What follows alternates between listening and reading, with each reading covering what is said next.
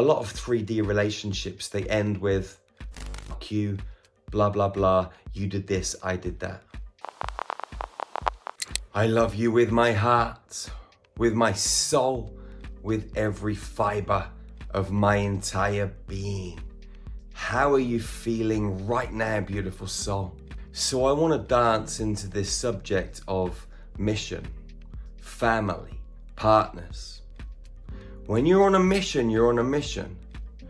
And if you're deep into your mission and you meet another man, you meet another woman, you have to explain to them, listen, I'm on a mission. And we may be attracted to each other. We may love each other, but my mission is always going to come first. And if you want to get into a relationship with me, you have to be able to handle that.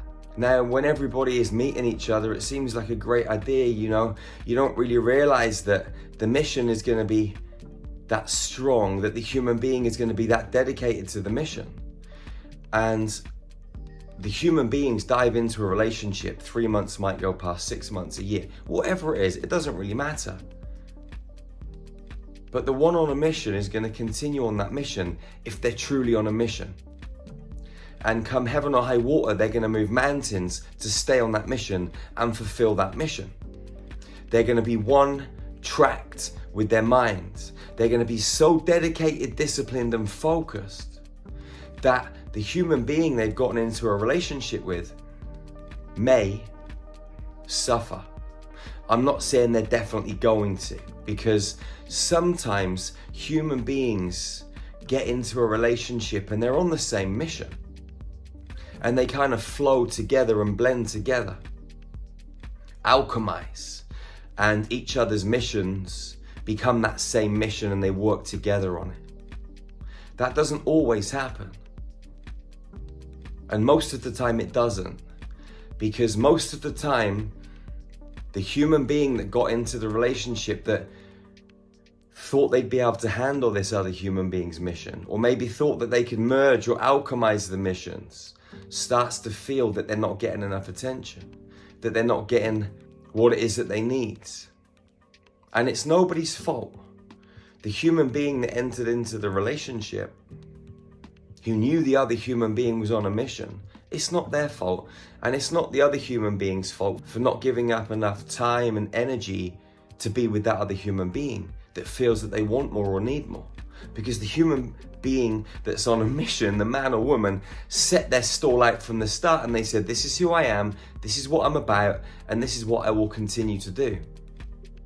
And two people can love each other, but that conflict, it can pull people apart.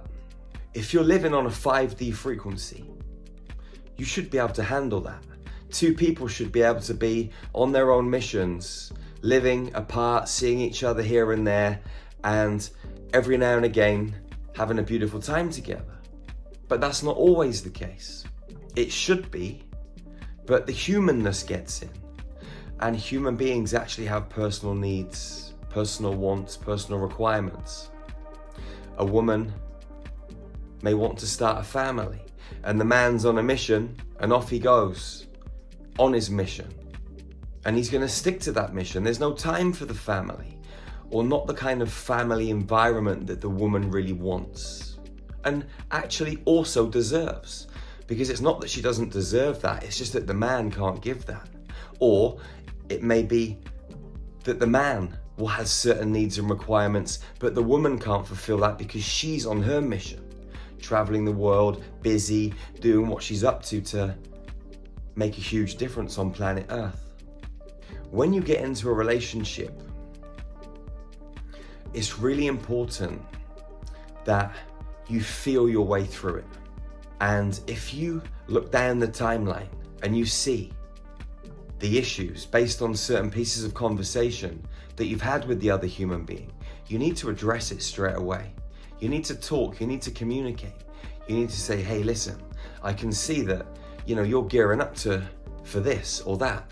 And I'm not sure whether I can meet your needs if you want to gear up for this or that.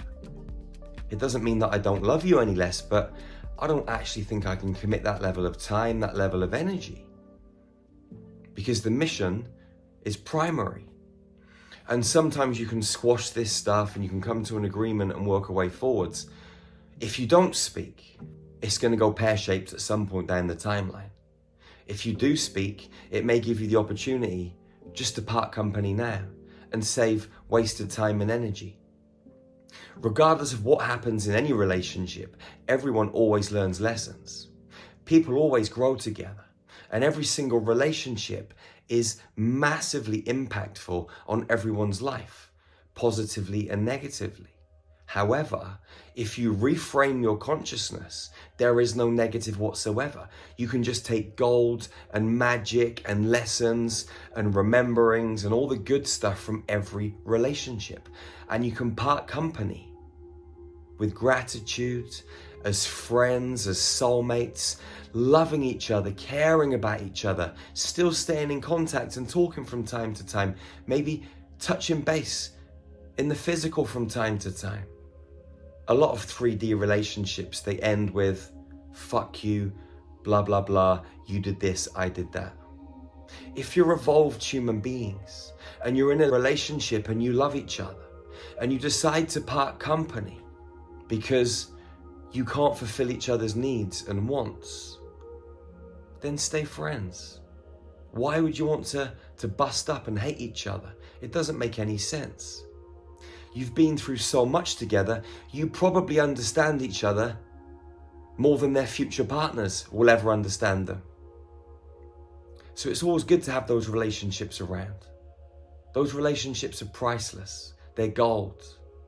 Love them, nurture them, hold on to them.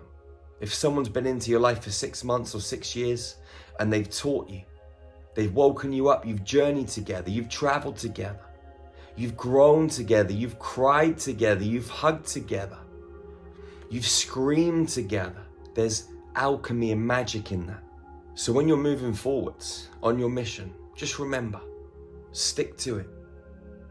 Come heaven or high water.